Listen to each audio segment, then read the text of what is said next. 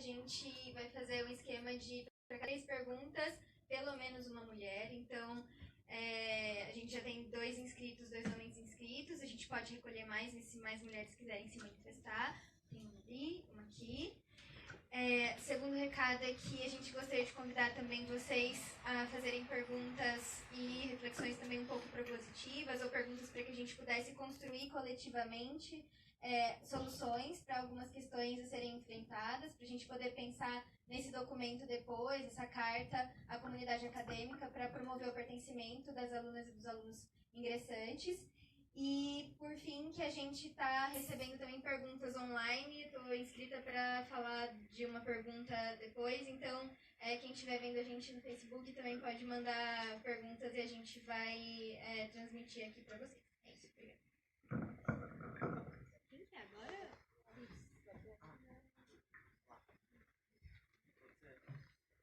São 3 agora.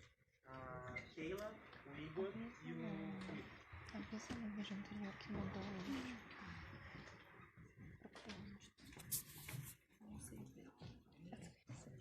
Boa noite, eu sou Keila, faço parte do programa de pós-graduação da Unifesp, em Guarulhos, né?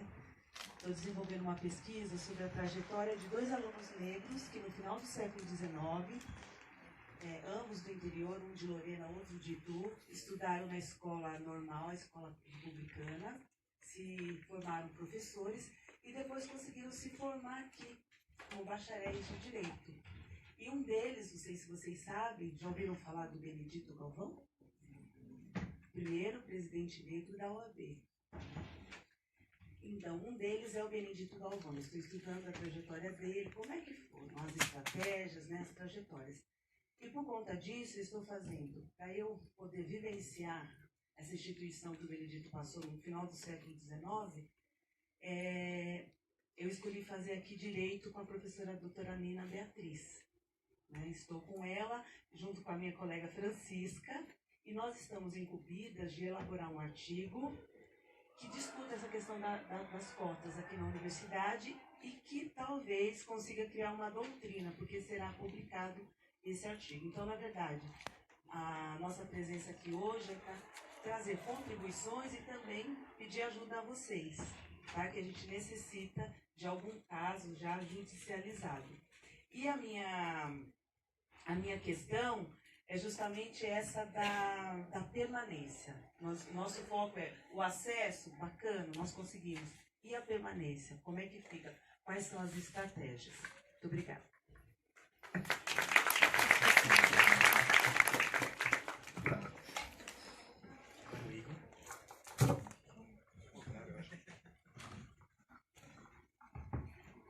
Olá, boa noite a todos, eu me chamo Igor, eu estou no 4º ano dessa universidade e esse debate ele tem um significado bastante simbólico, mas também bastante político para mim, porque eu entrei na faculdade não faz tanto tempo, foi em 2015, e quando eu entrei aqui a gente literalmente podia contar nos dedos das mãos quem eram os negros, inclusive todos se conheciam, porque eram muito poucos. E no ano passado, quando as cotas foram aprovadas, a gente pensou, poxa vida, ao menos 92 negros ou indígenas estarão pisando nessas arcadas todos os dias com a gente. E aquilo, na primeira semana, se mostrou que era verdade. Ver aquele porão com tanta pessoa negra, poder cuidar dessas pessoas nos corredores, aquilo foi impressionante. Mas, ao mesmo tempo, eu queria aqui dividir com vocês uma preocupação. Porque ninguém quer ser negro, né? É ruim ser negro. Não há privilégio, não há nenhum tipo de benfeitoria por ser isso, a não ser quando a gente pode ser incluído num programa de cotas. O que a gente está vivenciando agora na Universidade de São Paulo, nessa faculdade especificamente, é um mau caratismo sem tamanho. Olha, a autodeclaração, ela é um critério fundamental para a gente poder reafirmar a nossa negritude. Inclusive, muitas pessoas que foram ensinadas a não serem negras, quando elas podem bater no peito e dizer eu sou negro, isso é libertador. Mas, ao mesmo tempo, a autodeclaração é um critério subjetivo, e ele é passível de mau caratismo. A gente está vendo fraudes acontecerem na aplicação da política de cotas aqui na USP. E até parece que essa política de cotas ela foi pensada para fracassar. Gente, como é que ninguém pensava que ia ter fraude? Isso já acontece pelo Brasil afora. Como é que a universidade institui a política sem prever uma comissão avaliadora? Isso é bizarro. Quer dizer, agora eu posso resgatar um trisavô mestiço e aí eu já estou garantido para poder me inscrever na política. Isso está errado. E até parece que a universidade pensou dessa forma, ser uma comissão que não verificasse quem é negro ou não, já pensando no argumento futuro, né? Olha, a política de cotas fracassou, vamos colocar a política de renda, é mais fácil, né? Basta apresentar ali o imposto de renda, a gente consegue nivelar quem é pobre entra, e não fica com essa coisa de quem é negro e quem não é. E aí, por que eu quero dividir essa preocupação com vocês? Porque eu acho que é uma discussão interessante de se fazer a partir desse diálogo de cotas de pertencimento. Qual é a resposta política que a gente pode dar para esses fraudadores? Porque o que mais me deixa chateado é que mesmo que essas pessoas que fraudaram cotas sejam punidas, sejam devidamente expulsas da universidade, essas vagas não vão poder ser preenchidas. E isso é uma pena, isso é muito triste. É isso que eu queria perguntar para vocês. Qual a resposta política que a gente pode dar para isso? Porque as cotas foram aprovadas, isso é uma baita de uma vitória, mas agora elas devem ser adequadamente executadas. Obrigado.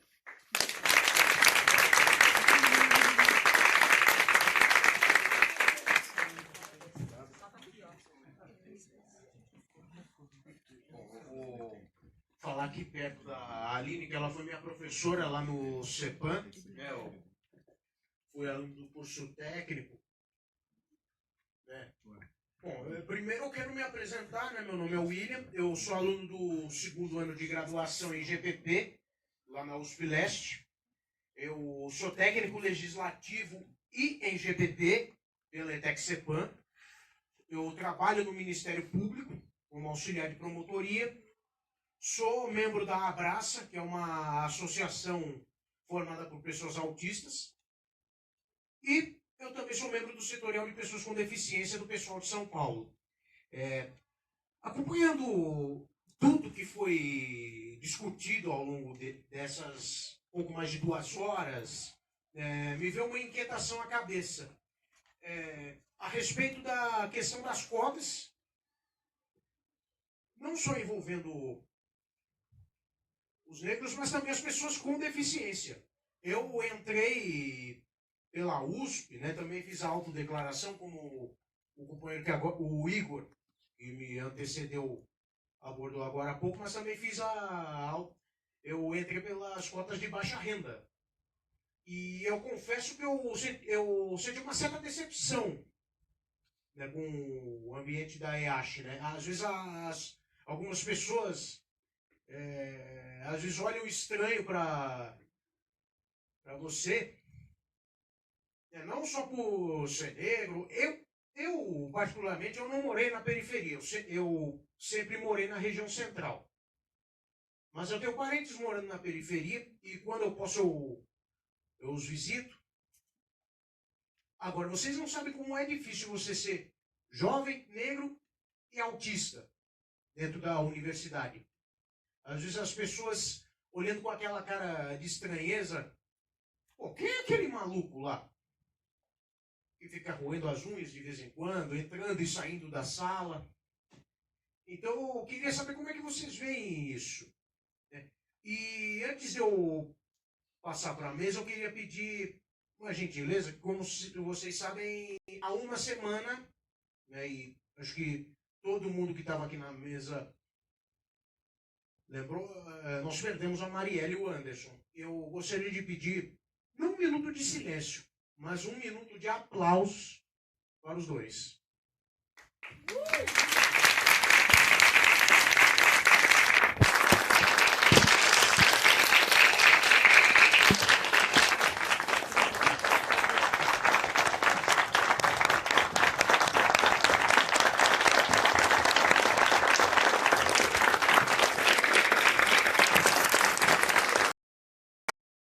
Pausei a transmissão. Pode falar da comissão de verificação, né? Você trabalhou. Posso falar? Fala com o senhor de braço. Não, então, a gente fez a gente tá fazendo três perguntas. Já foram 3. Foi o Igor, a Keila e o William.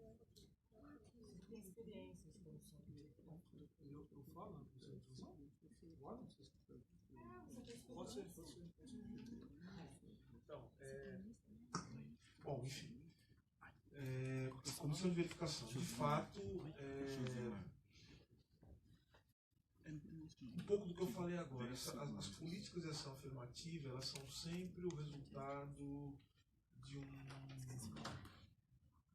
sempre resultado de uma negociação que é muito tensa e de um rearranjo institucional para dar conta de problemas, né, que a instituição vive por conta dessa pressão, uma pressão da sociedade, uma pressão interna, né, que se abate, que bate às portas da instituição e que aconteceu na universidade, enfim, na faculdade especial.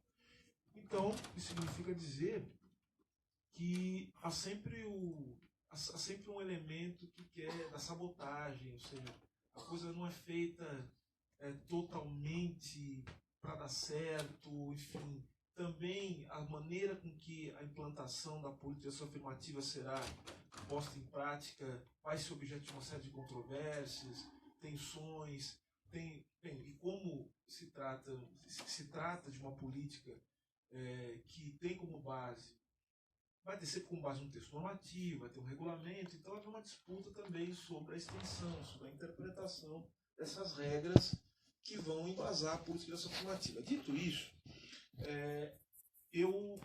a experiência tem demonstrado que a autodeclaração por si só, ela é motivo ela gera uma série de fraudes, uma série de problemas, e que a insistência na autodeclaração vai até contra o princípio da eficiência, né? Porque se a gente for pensar que a política afirmativa ela tem um objetivo e que a gente tem que buscar a melhor maneira de atingir esse objetivo, a insistência no método da autodeclaração, em termos de pertencimento ao grupo que está sendo beneficiado pela política de ação afirmativa, não se mostra adequado. Dito isso, o que tem se provado melhor é a chamada heterodeclaração. Do ponto de vista jurídico, enfim, é absolutamente compatível com a legislação brasileira, com a Constituição. O Supremo Tribunal Federal, na DPF 186, não 68, 186, sempre 186, exatamente, definiu que a heterodeclaração é absolutamente constitucional. Agora, qual que é o grande problema? Tem um outro problema. Como fazer isso? Eu tenho participado e tenho escrito também, junto com alguns colegas, sobre como deveriam funcionar essas comissões de verificação. Só para vocês terem uma ideia, eu fui contratado pela Fundação Carlos Chagas para acompanhar essas comissões de verificação em alguns concursos de tribunais no país todo. Eu fui fazer um concurso no Tribunal Regional do Trabalho, acho que da 11ª Região, que é no Amazonas. Só os senhores não têm noção. Eu entrevistei no fim de semana perto de 600 pessoas. 600 pessoas. Mas antes disso, houve toda uma reunião para definir quantas entrevistas seriam feitas. Então, todas as questões que a gente estuda em termos de relações raciais, elas aparecem quando das entrevistas. Primeiro, quando se faz uma política afirmativa e você vai entrevistar uma pessoa para saber se ela é negra ou não, ou seja, se a declaração dela corresponde de fato à realidade, a gente tem que saber que está tratando com uma pessoa negra. E muitas vezes a pessoa, nem não sendo negra, ela se acha negra. A gente tem que saber a diferença entre identidade e identificação. Você pode se identificar enquanto negro, culturalmente como negro. Você pode, de repente, achar que ser negro é no candomblé, gostar de samba, enfim, essas coisas que estão dentro do que a gente considera como manifestação da negritude. Mas você pode não ser socialmente identificado como uma pessoa negra. Né? Ou seja, você pode, inclusive, ficar mudando, né, de posição à medida em que você é colocado em certas situações. Então, em certas situações você pode ser branco, mas você pode querer ser negro quando for bom ser negro. Então, essa possibilidade, esse privilégio que você tem de ficar mudando de lugar, faz com que você, obviamente, não seja considerado enquanto negro. Então, isso a gente tem que pensar desde isso, mas tem que pensar também na maneira de acolher as pessoas quando chegam numa entrevista como essa. Né? As pessoas têm que ser acolhidas, têm que ser tratadas da melhor maneira possível. Sim, tem que dizer a elas que elas estão ali em nome de algo que é muito especial, que é fazer valer uma política de promoção da igualdade racial, que a gente tem muito orgulho de recebê-las ali. Então, desde a maneira de receber a pessoa, até as perguntas que devem ser feitas durante a entrevista, a gente pensou nisso. Então, por que eu estou dizendo isso? Porque é muito importante não pensar apenas na realização dessas entrevistas, mas saber como fazê-las. Isso é fundamental. Aí tem uma série de dificuldades também, que eu acho que eu esqueci de falar na outra resposta, que é que a questão racial, ela é uma questão que tem uma relação com um dispositivo que se manifesta sobre o corpo de pessoas negras, mas isso depende do contexto social e histórico em que elas estavam inseridas. Tem uma coisa que elas estão inseridas. Isso é uma coisa que eu sempre digo. Uma pessoa que aqui é branca e é tratada como branca, fora do contexto brasileiro, não é branca. Tá? Nos Estados Unidos será latina, o que significa que não é branca. E aí vai passar muito mal. Vai ter o seu dia de negro. Vai aprender o que é ser negro. Então, acho que a gente tem que ficar atento com isso. A questão racial é uma questão política e histórica. Tá? Esse é o primeiro dado que a gente tem que entender quando fala disso. Quando você sai de São Paulo, a questão racial fica muito complicada. Muito complicada. Foi muito interessante no Amazonas, porque, vejam, o que é branco e negro no Amazonas deve ser visto também com muita moderação na região norte. Na região sul, já é outra história. Então, a gente precisa tentar entender como essas coisas acontecem. Veja, e não é olhômetro, isso é estudo. Isso é você entender como é que se deu o processo de formação étnico-racial no Brasil. Como esses dispositivos de poder eles atuam na classificação de pessoas, inclusive do ponto de vista jurídico. Né? Então, algumas perguntas são chaves quando você faz uma entrevista como essa. Né? Pois, a primeira pergunta: você já sofreu algum tipo de discriminação? É a primeira pergunta que se faz. Né? Então, vejam, se a pessoa tiver a pele preta, você não precisa entrar nessa questão. Mas, havendo não já sofreu algum tipo de discriminação, é muito difícil que uma pessoa negra diga que nunca sofreu nenhum tipo de discriminação. E quando se ela disser que não, ela também vai dizer de um jeito muito diferente.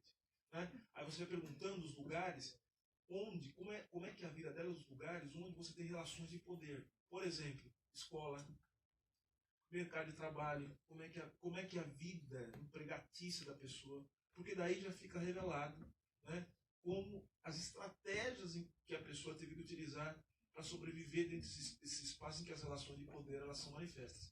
Agora, e por fim termino dizendo, vejam como é importante para que essas comissões funcionem, que elas sejam formadas por pessoas que estudam a questão racial. E me desculpe, meus irmãos negros e negras.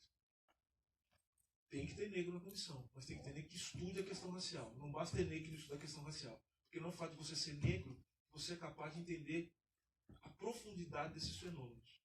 Porque não se trata de uma questão subjetiva, no sentido de ser uma questão da sua experiência concreta e individual. Se trata de uma questão conceitual, para entender como isso atua na vida das pessoas e se liga com o processo de reprodução da sociedade de uma maneira geral. Com o Estado, com o direito. Lembrando que algumas pessoas, onde essas pessoas vão ser inseridas assim que elas entrarem ao programa. Então, o Igor que perguntou, eu acho que tem que ter essa declaração. A gente tem que ficar de olho também como é que essas bancas vão ser formadas, porque tem banca que é formada para fazer avacalhação, que eu já sei. Banca que é formada exatamente para mostrar que esse negócio não funciona também. Olha, a gente faz a banca, olha, a banca não dá certo. Aí põe gente que não sabe nada de questão racial, que não tem o menor estudo. E eu vou dar um outro exemplo, não vou falar o nome, né? Teve uma banca também, que foi organizada por uma instituição, em que eles colocaram membros do movimento negro, que também é muito importante, porque eles sabem, geralmente, do local, como é que a dinâmica racial funciona ali. Mas a pessoa do movimento negro não quer dizer que a pessoa estudou a questão racial.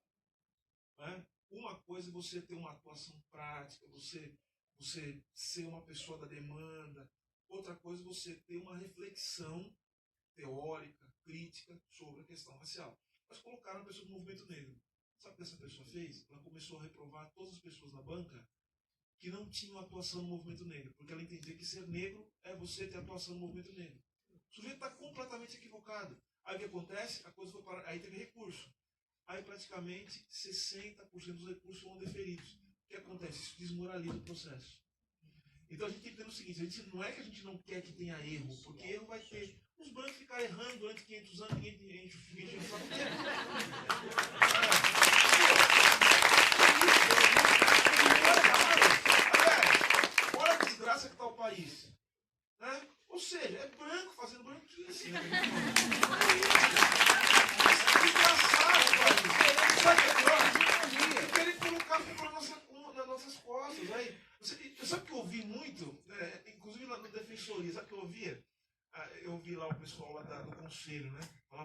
assim, mas se colocar negro, assim, desse jeito, sem o mérito, vai cair a qualidade do serviço público. Eu falei, como o serviço público já fosse bom. Ou seja, o negócio, assim, eles querem nos culpar por retrospectiva, sabe aquela coisa? Parece aquele filme do Costa Gavras, como é que chama? Sessão Especial de Justiça, né? Ou seja, você retroage, né? Assim, o negócio é uma desgraça, aí eles têm que arrumar um culpado. E culpado quem que é? O negro. Você entendeu? Assim, aí o negócio não funciona, aí tem quase que falar assim, quem estragou o serviço público foi vocês. Nós acabamos de entrar. Vamos falar, a universidade pública está perdendo a qualidade por causa de vocês. Vamos começar a fazer isso. Vocês entenderam? Então, ou seja, a gente tem que ter responsabilidade na hora de fazer esse negócio aí, essa questão, e a gente tem que saber o que está fazendo. Viu? É isso. Obrigado. Gente, tem alguns recadinhos. Primeiro eu queria fazer um pedido de encurtar um pouquinho as perguntas. Tem muitos inscritos, então a gente já encerrou as falas. E a gente queria agradecer também a presença da Djamila, ela precisa sair. Bom, infelizmente... Eu tenho prova amanhã. Eu não preciso ir do Rio de Janeiro amanhã, 6 horas da manhã. Então, nós temos muitos. Então, acho que a gente pode por e-mail fazer uma fala final, né? Fazer uma saudação final, né? Porque senão. Porque a gente não pretende sair daqui, né? Assim, sair de perto de vocês. Não, peço desculpa, não, minha filha tem prova mesmo. Eu tenho que tomar, ver se ela estudou direito. Essa idade dos 13 anos é um inferno. Adolescência. Mas enfim, eu agradeço o convite. O Silvio falou da banca de verificação, me lembrou das vezes que eu participei aqui no município de São Paulo. Eu participei de bancas de verificação e é difícil, né, Silvio? Porque, claro que tem as perguntas e tal, e tem pessoas que são brancas real, assim. E aí e as pessoas não têm mesmo discernimento, né? E aí reclamam da banca, porque aqui no município de São Paulo a gente tinha cotas, né, para o serviço público municipal, e as coisas que a gente ouvia na banca das pessoas eram coisas assim surreais, né? Mas por que você acha que você é negro, então? Porque a pessoa não sofreu discriminação, a pessoa não... porque eu tenho cheiro forte, tipo, a gente ouvia coisas desse tipo, sabe? Por que você acha que você é negra? Porque eu tenho a bunda grande. E aí você não pode bater na pessoa, você tem que ficar parada, respirar fundo, né? Depois você vai lá e... depois você vai lá e tira, obviamente, a pessoa. Mas por que teve que ter a banca? De novo, porque aí teve várias fraudes, aí só depois teve a banca, teve uma procuradora que passou pelas cotas, uma procuradora do município que é loira, dos olhos azuis, enfim. Mas isso que o Silvio traz também de negritude é tão importante pensar os contextos geográficos, né? O Silvio falou da questão do norte, eu tenho uma relação muito próxima com a rede de mulheres negras do Pará. E nessa região do Brasil tem um conceito de morenidade, né, que foi difundido, de morenidade. Então, o que é negro lá, muitas vezes a gente olha aqui em São Paulo, acha que não é negro. Então é importante isso, porque agora também está uma tal nas redes sociais, de novo, né? Eu pego nas redes sociais, que eu acho importante, porque eu tô lá. Mas eu pego as pessoas que ficam agora no negrômetro. Que fulano não é negro, eu fico expondo as pessoas negras, claras, para falar quem é negro e quem não é negro. Que é ridículo, né, na verdade. Claro que as pessoas que se passam por negras, a gente nem debate, a gente nem está aqui, mas fica uma discussão de não entender que existem várias tonalidades de negro, que a gente não é, a depender do contexto geográfico, e a gente fica, às vezes, numa discussão que não leva a lugar nenhum. A gente tem que tomar muito cuidado com esse tipo de discussões que a gente faz. As pessoas querem debater colorismo sem saber de fato o que é colorismo, sem ler Horaci Nogueira, a diferença do racismo de marca. A gente precisa estudar de fato para a gente entender, ou não importar também o que é dos Estados Unidos para cá, porque aqui o nosso contexto se dá de uma outra maneira. E aí a gente fica numa brigaiada entre nós de fazer o William Lynch ficar feliz, né? Porque a gente está brigando ao afrobege, que não é preto, quando, na verdade, a gente precisa entender o nosso contexto, né, do nosso país, né? E as comissões de verificação, que são muito importantes, que vêm sofrendo ataques, inclusive do campo progressista, vêm sendo chamadas de tribunais raciais, o que é um verdadeiro absurdo. A gente tem que tomar muito cuidado com o que é dito sobre essas comissões, e ditos pelo campo progressista também sobre essas comissões, quando, na verdade, as comissões de verificação elas são necessárias para manter a efetividade da política. Né? Se as pessoas não fossem mau caráter, não precisariam, mas como as pessoas são, a gente precisa da comissão para manter. Então, tomar cuidado, porque na época muitas pessoas compraram esse discurso de tribunal racial, como se a comissão estivesse criando o racismo no Brasil, ao dizer quem é negro e quem não é negro, e muita gente comprando essa ideia, e tribunal racial é o que a gente tem, né? O tribunal que está posto nesse país, que a gente tem essa alta taxa de encarceramento em massa, essa alta taxa de assassinato de jovens negros. A gente toma muito cuidado com esses discursos, porque não é porque vem do campo progressista que não é racista, muitíssimo pelo contrário. A gente sabe, muitas vezes, dos embates que a gente precisa ter, inclusive nesse campo, quando a gente vai pautar a questão racial. O que o colega trouxe da questão das pessoas com deficiência é importantíssimo, porque muitas vezes é um debate que a gente, enquanto movimento negro, pessoas negras, acabam não fazendo esse debate.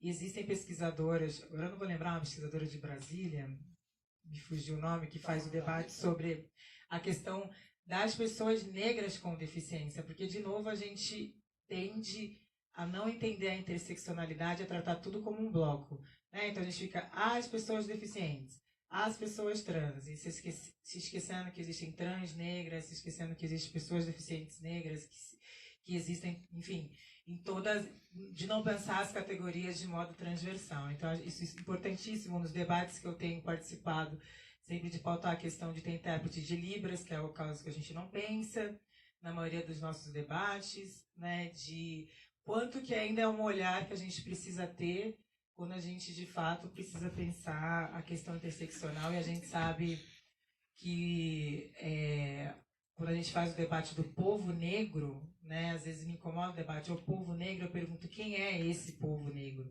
Né, porque a gente esquece que povo negro são travestis negras, mulheres lésbicas negras, homens negros gays, enfim, a gente acaba muito pautando numa visão heteronormativa e masculinista, e é importantíssimo a gente, mais uma vez, não tratar o povo negro como uma coisa só, porque a gente acaba, mais uma vez,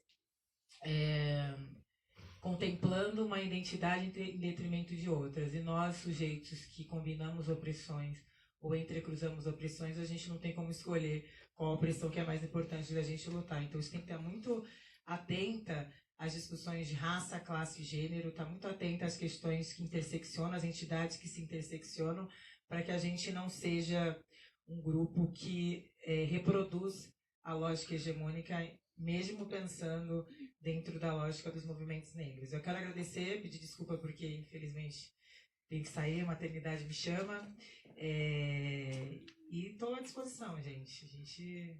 Não desistam, como diz a Sueli Carneiro, quando... falando em Sueli Carneiro, a gente lançou o selo Sueli Carneiro, esse cara sabendo, que maravilha. Mandem trabalhos para nós. A gente criou um selo Sueli Carneiro, fundadora do Guia de 10, Instituto da Mulher Negra, em 1988, doutora em Filosofia da Educação pela USP.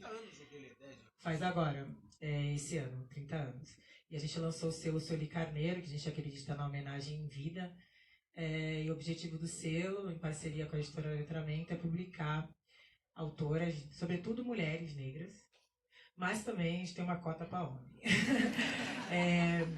Porque a gente entende a necessidade de visibilizar produções, que já tem tanta produção que a gente não conhece, mas também de disputar a narrativa, porque a gente está aqui para disputar a narrativa mesmo e de pensar o mundo reconfigurar esse mundo através de outras epistemologias. Obrigada, gente.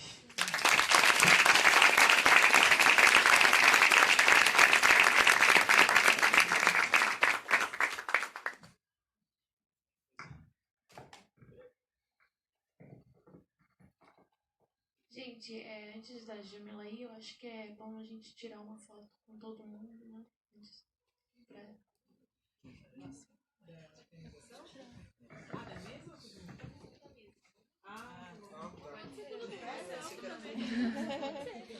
Alguém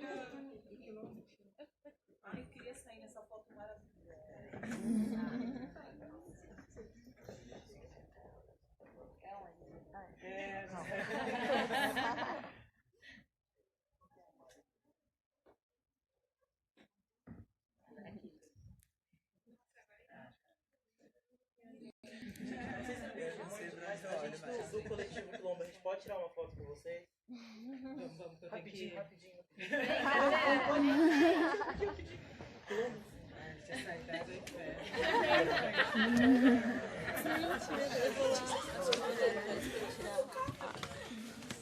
Eu tô transmitindo ao vivo.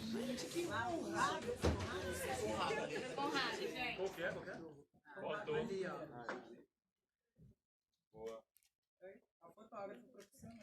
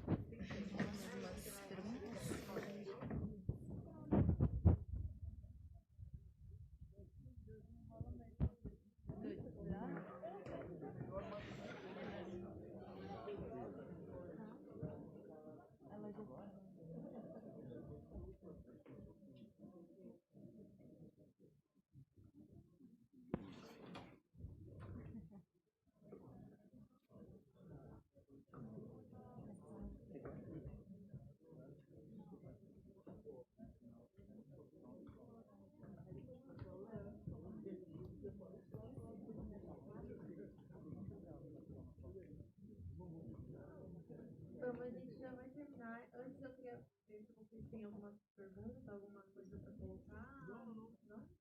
Eu queria falar só uma coisa. Gente, não, é super rápido. Fizeram várias declarações sobre fraude nas cotas e aí eu tenho uma coisa, que é uma questão muito cara para mim. Fogo na Babilônia, a gente tem que denunciar que fraude. A gente não está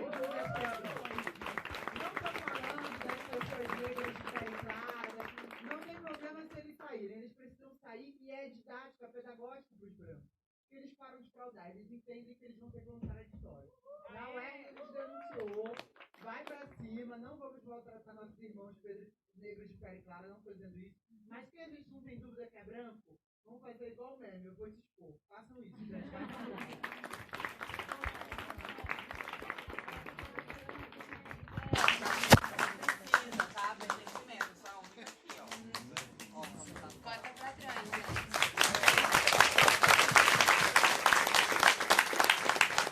Obrigada a todos pela presença, obrigada pela presença dos nossos convidados. Está encerrado.